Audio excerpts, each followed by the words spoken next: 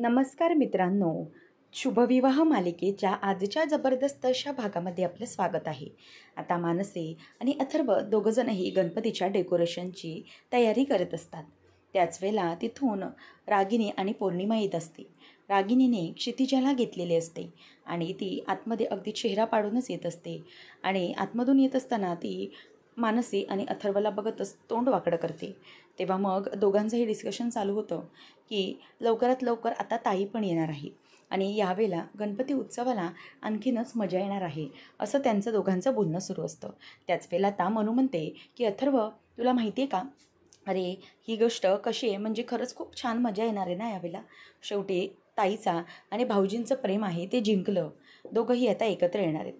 तेव्हा मग पौर्णिमा आता रागातच म्हणते की आपण कितीही प्रयत्न केले तरीही ती भूमी आपल्या नाकावर टिचायला परत येणारच आहे. आई, मी तुम्हाला सांगितलं होतं ना, ती भूमी काही शांत बसणाऱ्यातली नाही आहे, ती पुन्हा घरी येते. आणि यांचा उत्साह बघितला, यांचा उत्साह किती आहे तो. त्यावेळेला मग आता रागिनी म्हणते की हो, बघ ना किती काय काय त्यांची मजा चालली आहे, म्हणजे ती भूमी परत येणार आहे याचा किती तो आनंद साजरा करतायत ही लोक. तेवढ्यातच आता बाहेरून गणपती बाप्पा मोरया, मंगलमूर्ती मोरया असा आवाज येतो आणि तो आवाज आल्यानंतर आता त्यांनी अथर्व खुश होतात आणि म्हणतात की अरे ते बघ, ताई आणि भाऊजी आले पण. आणि भूमीही गणपती बाप्पा मोरया या लवकर असा आवाज त्यांना देते. आणि मग मानसी अथर्व पळत पळत त्यांच्या दोघांकडेही जातात. आणि मग मानसी म्हणते की ताई, अगं हे काय, तुम्ही दोघंजणही गणपती घेऊन आलात?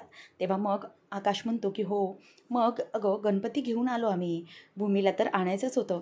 मग म्हटलं की चला, भूमीचा गृहप्रवेश होणार आहे तर या बाप्पाच्या आशीर्वादाने आणि बाप्पाच्या साक्षीनेच हा गृहप्रवेश झाला पाहिजे, म्हणूनच मग मी तिला एकत्र बाप्पासोबतच आणलं.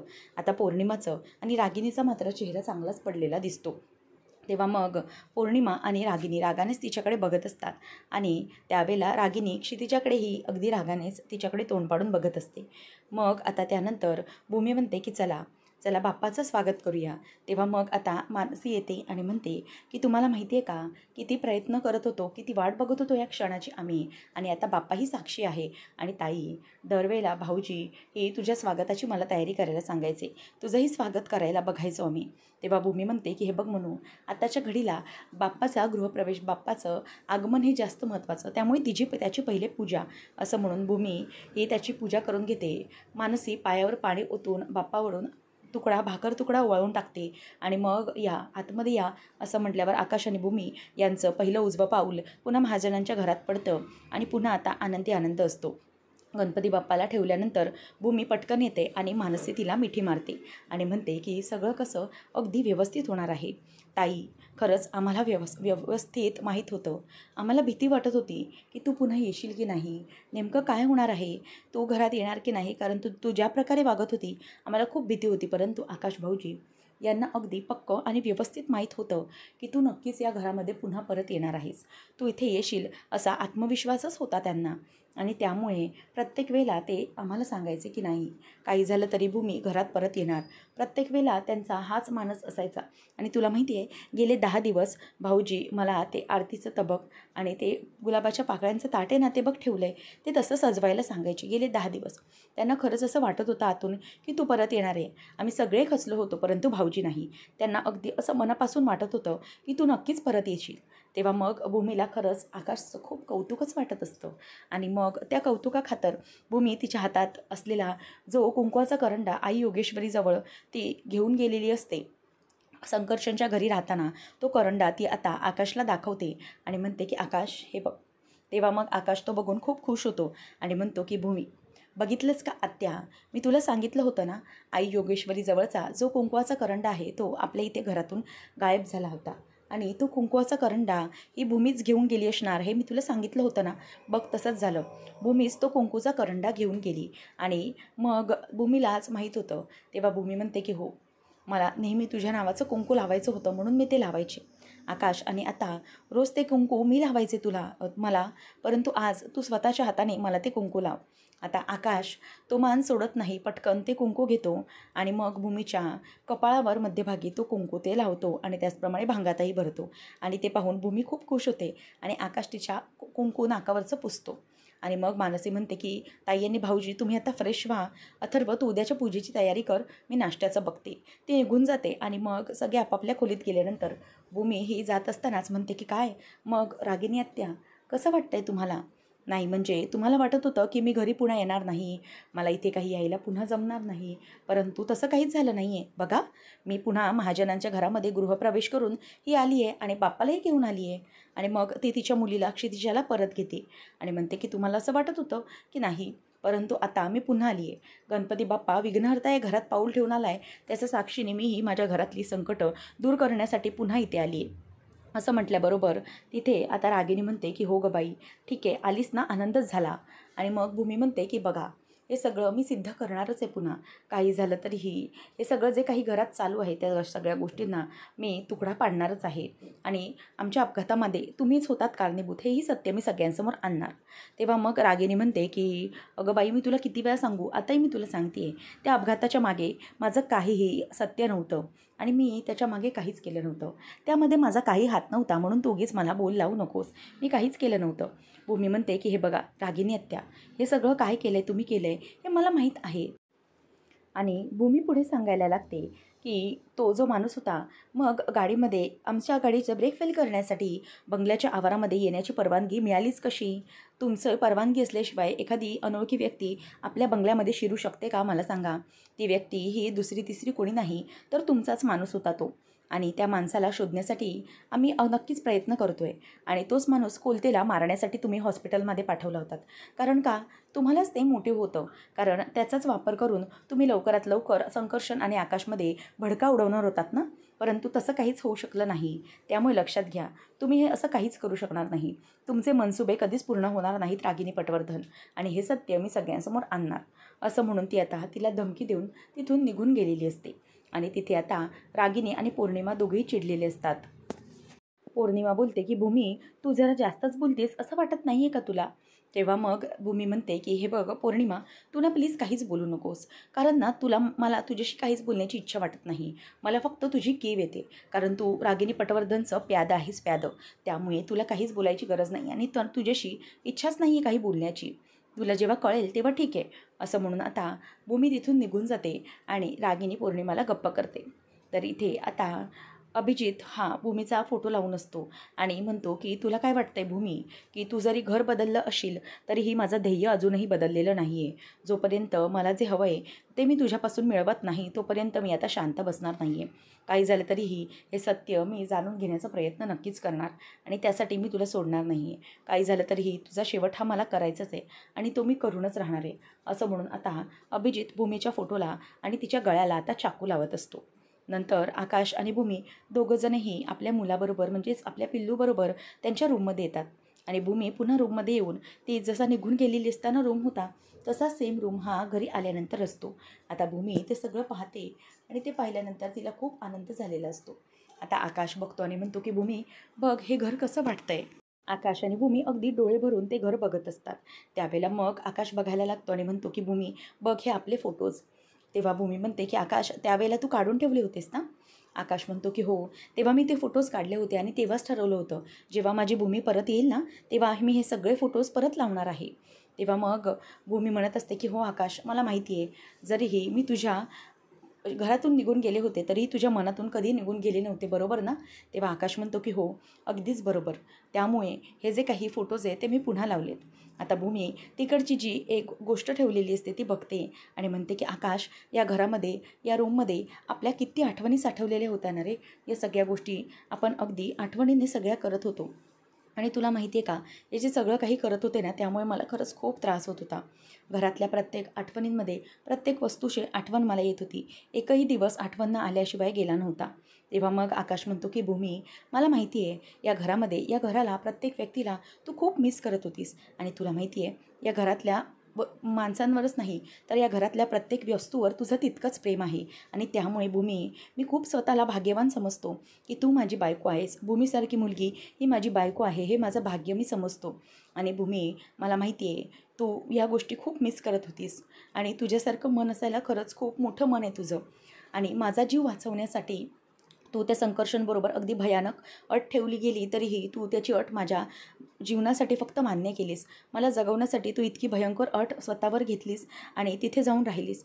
तुझं घर एका साईडला होतं आणि तुझं मन एका साईडला होतं आणि या सगळ्याचं तारतम्य करून तू जगत होतीस. तुला खरंच किती त्रास झाला असेल हे मी आत्ता समजू शकतो. कारण एखादी व्यक्ती आपलं मन आणि घर दुसरीकडे ठेवते. शिवाय तुझं प्रेम हे इकडे होतं तरीही तू तिथे वावरत होतीस. तिथेही सगळ्यांना जीव लावण्याचा प्रयत्न करत होतीस. त्यामुळे खरंच मी स्वतःला खूप लकी समजतो. या आजकालच्या जगात असं प्रेम कोणीही कोणावर नाही करणार जितकं तू केलं आहेस बायको माझ्यावर. त्यामुळे भूमी, खरंच आजपर्यंत मी तुला म्हणालो नाही, पण आज सांगतोय की भूमी, आता इथून पुढे मी कधीही तुला कुठल्याही गोष्टीत संकटात अडकू देणार नाही. आणि जरीही काही झालं तरीही मी आता तुला कायमचं माझ्याजवळ ठेवणार आहे. आता इथून पुढे आपल्या आयुष्यात कुठलंही संकट येणार नाही भूमी. तू फक्त आणि फक्त माझी राहणार आहेस आणि त्याच्यासाठी मी वाटेल ते करायला तयार आहे. आणि भूमी, म्हणूनच मी तुझ्यासाठी एक सरप्राईज आणलं आहे. तेव्हा आता भूमीच्या डोळ्यात पाणी येतं आणि ती म्हणते की काय सरप्राईज आहे. तर इथे पौर्णिमा रागिनीला म्हणत असते की आई, अहो तुम्ही त्या भूमीला काही बोललात का नाही? बघितलंत ना कसं वागली ती.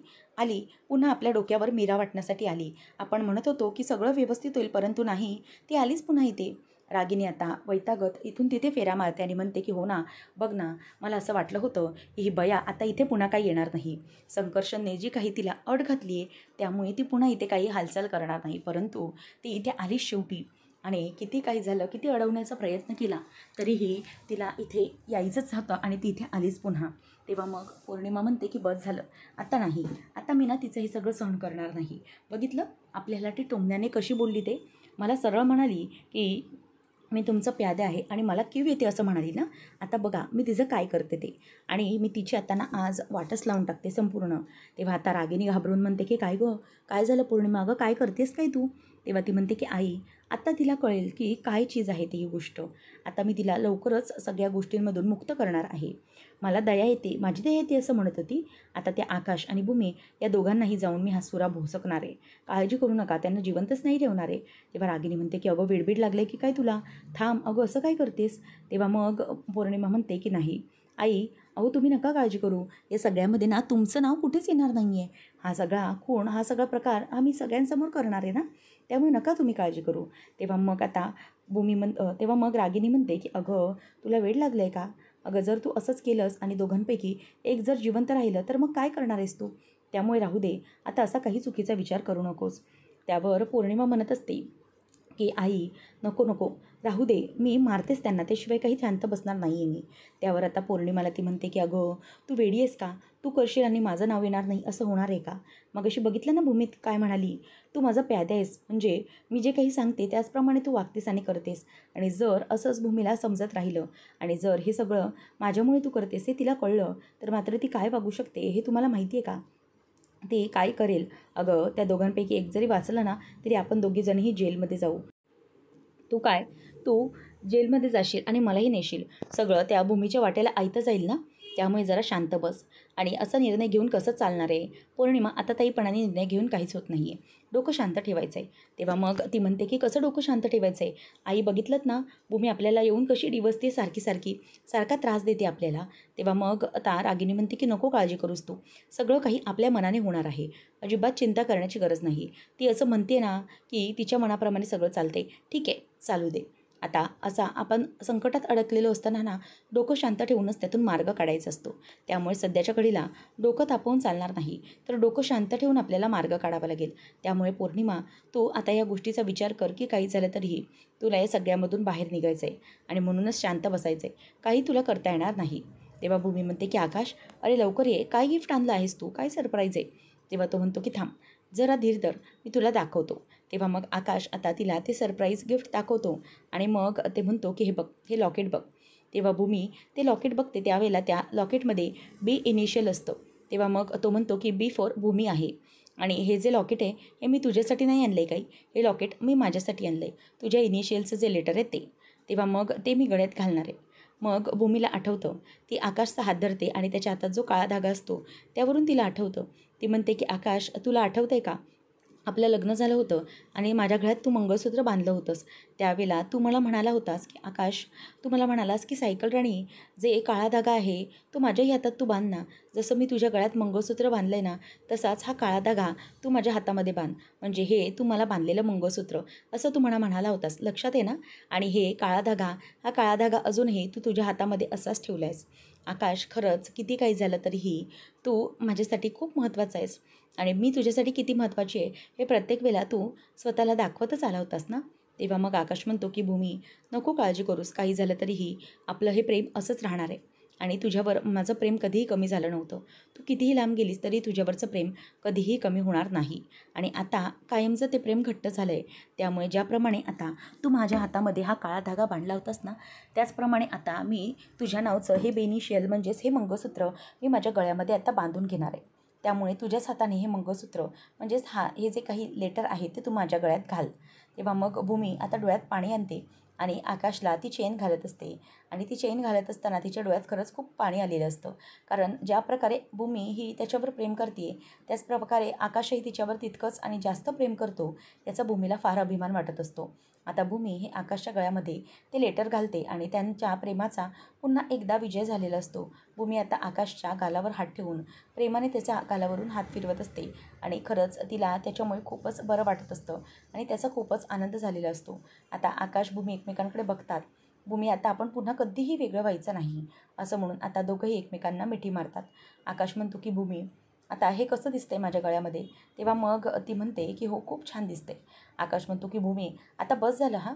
आता बघ, मी तुझ्या हातातलं हा काळा म्हणजे तुझ्या प्रेमाचा हा काळा धागा लग्नात बांधून घेतला आणि आता हे तुझ्या गळ्याचं इनिशियल लेटर मी पण माझ्या गळ्यात मंगळसूत्र म्हणून घालून घेतलं.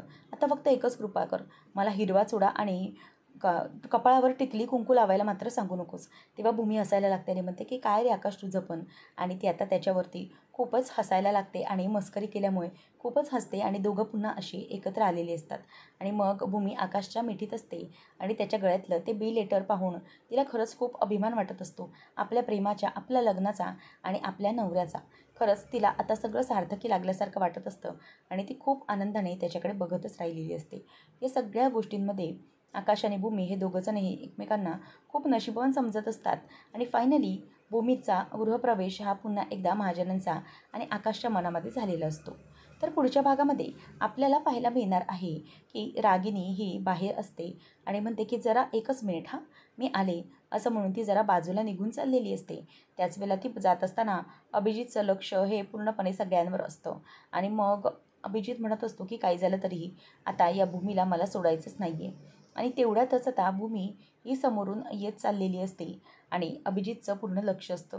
आता अभिजित हा तिकडे जातो आणि भूमीसारखीच आणखी एक दिसणारी सेम साडी घातलेली बाई ही समोर असते आणि त्याच वेळेला अभिजित तिच्याजवळ जातो आणि तिच्या मानेला सुरा लावत म्हणतो की चलायचं, माझ्यासोबत चालायचं आणि काही झालं तरीही आता इथून हलायचं नाही, मी म्हणतोय ना तसं करायचं, असं म्हणून आता ती त्याला तिकडून म्हणजेच त्या बाईला अभिजित घेऊन चाललेला असतो आणि आकाश आणि भूमी दोघंही एकत्र असतात. आता या सगळ्यामध्ये अभिजित हा कशाप्रकारे या सगळ्या गोष्टी करणार आहे आणि अभिजित हा भूमीच्या मागे लागला आहे, हे सगळं सत्य हे त्यांना समजेल का, हे पाहणं रंजकतेचे ठरेल. अशाच मालिकांच्या अपडेटसाठी आजच आपल्या चॅनलला सबस्क्राईब नक्कीच करा. धन्यवाद.